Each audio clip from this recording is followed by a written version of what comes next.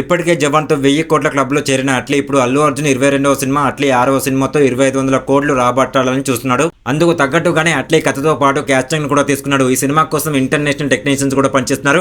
ఇప్పటికే project reveal videos లో బన్నీ అట్లీ తమ సినిమా కోసం ఎంత కష్టపడ్డారో, ఎలాంటి టెక్నీషియన్స్ ను తీసుకున్నారో చూపించి సినిమాపై హైప్ తీసుకొచ్చారు. ఈ సినిమా కోసం అట్లీ ఎక్కడ తగ్గేది లేదు అన్నట్లుగా హీరోయిన్స్ ను కూడా తీసుకొచ్చాడు. పాన్ ఇండియా సినిమా కావడంతో ఆ లెవెల్లో ఉన్న వారినే హీరోయిన్ గా తీసుకున్నాడు. ఇప్పటికే ఈ చిత్రంలో 3 హీరోయిన్లు నటిస్తున్నారు అని వార్తలు వినిపిస్తున్నాయి. తాజాగా ఈ సినిమాలోకి మెయిన్ హీరోయిన్ ని మేకర్స్ అధికారికంగా ఆహ్వానించారు. ఎప్పటి నుంచి అనుకున్నట్లుగానే అల్లు అర్జున్ 22 అట్లీ 6వ సినిమాలో బన్నీ సరసన బాలీవుడ్ బ్యూటీ దీపికా పదుకొనే నటిస్తున్నట్లు మేకర్స్ కన్ఫర్మ్ చేశారు. కల్కి తర్వాత దీపిక నటిస్తున్న రెండో తెలుగు చిత్రం ఇదే కావడం విశేషం. ఆమెకు సంబంధించిన అనౌన్స్మెంట్ వీడియోను ఇప్పుడు రిలీజ్ చేశారు. ఈ వీడియోలో అట్లీ మొదటిసారి దీపికను కలిసి స్క్రిప్ట్ వినిపించినప్పటి నుంచి సెట్ లో అడుగుపెట్టే వరకు అన్ని విజువల్స్ చూపించారు.